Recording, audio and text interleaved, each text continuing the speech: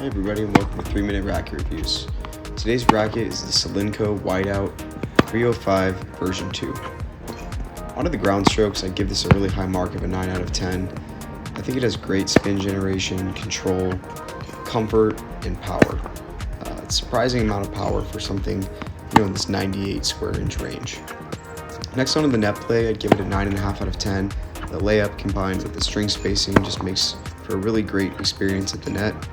I feel like you just get great directional control and feel across the string bed. Moving on to serving, I'd give that a 9 out of 10. It's a great serving frame. I feel like I can easily find my flat, slice, kick serves, great directional control, great power, good spin, awesome feel, and one of my favorite serving frames that I've hit in 2025. Next, moving on to our power section, I'd give this like an 8 out of 10. I think for a 98 square inch frame with like a 21.5-ish millimeter beam, it is pretty powerful, but it's not necessarily going to provide a ton of power relative to something like a Pure Aero 98 or Pure Drive 98. Moving on to control, I'd give this a 9 out of 10. Another one of the frame's strong suits. I just feel like there's a lot of directional control, even though there is a 16x19 string pattern with this one. Really control-oriented response, and I think it just comes down to that beam width and the layup that they put into this one. Next, on to spin, I'd give it about an 8 out of 10.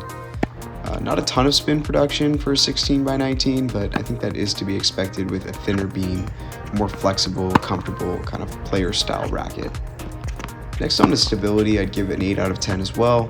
I think it's a really stable frame, when you're looking to be offensive, but when you're on the defensive end of things, hitting open stance on either side, it just feels like the frame sort of flutters when you hit outside the sweet spot in a defensive situation like that.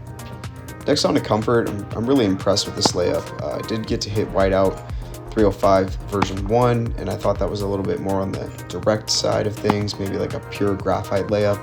This one to me seems like they've enhanced it with a little bit of dampening technology, and for me it's a really welcome response, feels super comfortable on the arm. Moving on to the flex profile, I'd give this one a lower yoke flex. It reminds me a lot of a classic Radical or Prestige, the way that it comes through the air and snaps through the contact point. Moving on to touch and responsiveness, I'd give that an 8.5 out of 10. Super impressed with how this frame felt when you're up at the net or trying to hit a drop shot. Just really sinks into the string bed nicely and provides a super consistent response. Onto our Will It Lead category, I think this one's definitely an option. Maybe you want to be more on the aggressive style in terms of tactics and wanting to maybe play first strike tennis, aggressive baseliner type player, but I think it could work for someone that's more on the defensive side of things as well if you like to hit on the let's say flatter side mechanically. Lastly, on the cosmetics, I do give this like a 7 out of 10, maybe 7.5. At first I thought it was just sort of the plain white cosmetic, which is sort of in vogue right now between the Pure Strike, Technofiber, and what Solinco's doing with the Whiteout.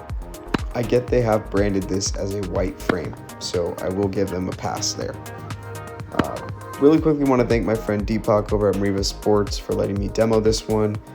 Please take a look at his information in the description and the video if you'd like to purchase one of these Whiteout frames or any other tennis gear needs. Thanks everybody for tuning into this racket review. I'll see you in the next one.